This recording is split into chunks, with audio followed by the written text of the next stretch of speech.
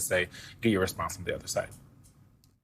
You have been very critical of Pam Bondi during this, and the president said he thinks she's handled it well. So where is the disconnect there? And do you think she should resign?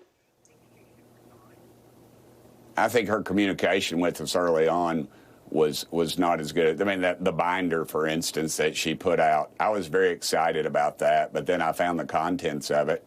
I think it was her limited knowledge and her and taking advice from the wrong people, which you do a lot of in Washington. If she turns the corner, I have a saying: it's not how you start, it's how you finish. If she finishes strong on this, then I'm all for it. I'm sure the learning curve is steep, and I think she blundered in the beginning. I really do. That was a lot of words out there, but what did you think about the congressman's response there? You know, I think he's basically trying to lay the groundwork for supporting the president by criticizing Bondi and saying how she mishandled it. I mean, obviously, there is a just intense problem for the fact that she put out all these binders and then, like, months later said there's nothing there. The binder said phase 1. Yeah, and I mean, and had all the influencers in and all those things. But, you know, I think what's weird about all of this discourse about this and, you know, the president and his base and the conspiracies is fundamentally the conspiracy is very simple. You know, Donald Trump's Department of Justice is protecting Donald Trump.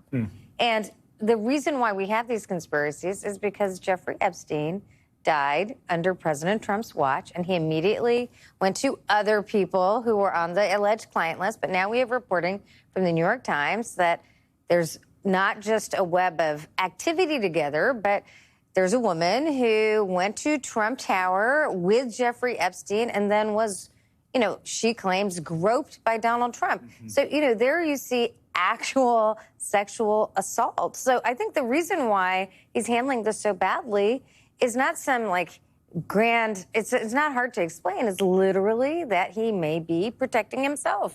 Congressman? Yeah, and so I know Tim pretty well. He had an office right above me, and I think he's pretty salty right now because he led the alien disclosure hearings and wanted to make sure aliens were dragged out, and that didn't happen. Like E.T. aliens. Yeah, space aliens. He's a big David Rush fan.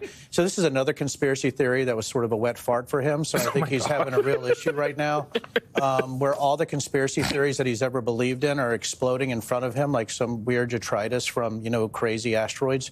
So that's the issue that he has right now, is that he has to go out and protect what's going on with Trump because everything is based seriously on conspiratorial notions. So how do you protect something when now the conspiracy theory that the left, right, isn't on these lists? What does he do when Tom Hanks isn't on the list on Epstein's Island? Something's happening here, and it's crazy for the far right. But, Congressman, so the president was up early and on his social media platform. Relatable. 8:07 this morning. Here's what the president wrote. My poll numbers within the Republican Party and MAGA have gone up significantly since the Jeffrey Epstein hoax was exposed by the radical left Democrats and just plain troublemakers. Wrong. They have hit 90%, 92%, 93%, 95% in various polls and are all Republican Party records. The general election numbers are my highest ever. People like strong borders and all of the many other things I have done, all caps, God bless America, all caps, MAGA, exclamation point. This sounds desperate. Yeah. Why? But is that the same Rasmussen poll over and over again? I don't know. We took them 5 minutes apart. So I think that's what we're looking at. It is desperation. They're flooding the zone, which, you know, Steve Bannon always said when things get bad. This is simply flooding the zone. The Epstein thing is overwhelming them, and I think that's why you're seeing all the crazy stuff coming out with Tulsi and things like that. This is flooding the zone. This is crazy, and I think right now you're seeing a little bit of desperation. I mean, I think the whole problem here now is that the American people think they're hiding something with Epstein. It's not just worst way Republicans. to handle a scandal. Exactly. Yeah. I mean, I think, like, again, maybe it's just the most obvious thing. The reason why they're handling the scandal badly is because the actual facts are bad. Yeah. Like, that's a possible situation here. Why is he hiding this for 2 weeks? Why is he only doing the grand jury testimony? If any normal person would have said release everything, he all of a sudden has concern about the niceties of the judicial process. I don't think so, right? Like, I don't think so. If he was not implicated, he would have released the files.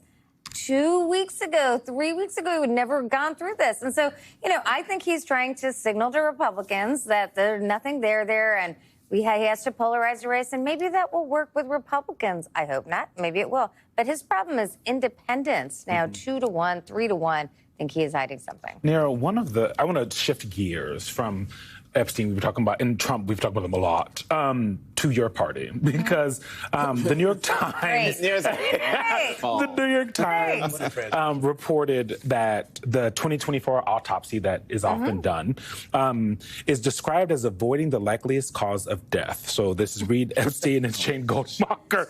So look at this, page 1. This autopsy will include actions taken by allied groups, focusing on the 2024 election as a whole, but not on the presidential campaign. Focus on outside groups and super PACs that spent hundreds of millions of dollars aiding the Biden and Harris campaigns through advertising, voter registration drives, and turnout efforts. I want to go to the page of what it would not include. Decisions made by the Biden-Harris campaign.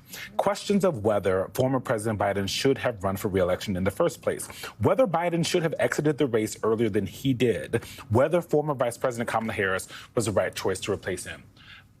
So what the hell is the point of an autopsy?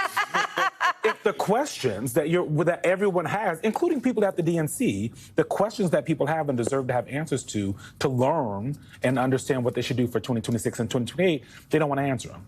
I think the autopsy should cover everything. I agree. Like, a real autopsy should cover everything. It might be hard to answer some of the autopsy questions. Yeah, somebody's feelings might get hurt, but who cares? Or it's just hard to know what the negative would be, honestly. Like, how do you actually know? But regardless, they should try to answer all the questions. They should do their best. And it's not just, an autopsy is not just of the allied groups, although I think there's some important questions about the super PAC. But like what happened to all the cash. But they should look at the campaign itself. And I think that's if we believe in accountability, we should believe in accountability for everybody. Especially at a time where Republicans aren't doing that for themselves. Exactly, right? When Republicans, members of Congress, are not doing accountability for their leader, it feels like Democrats have a chance to do the opposite. We should role model just accurately trying to get to the bottom of what happened. Can I just add, Denver, Democrats spend way too much time navel-gazing, or is that just me? No, the Democrats need to drag an axe into a bar fight. It's time. And it's time to actually look at what's going on, hit them on Epstein, hit them hard. It's time to rock and roll. And I think that Democrats need to say, we got to use some of these tactics and go after them using facts and hit them with a hammer. Self-licking ice cream cone of crazy is my favorite phrase. Don't forget wet fart. Near attendant and former Congressman Denver Riggleman. Thank you both for joining us this morning. Coming up after the break, the things we are watching and that you need to know about for the week ahead. Keep it right here. You're watching The Weekend right here, only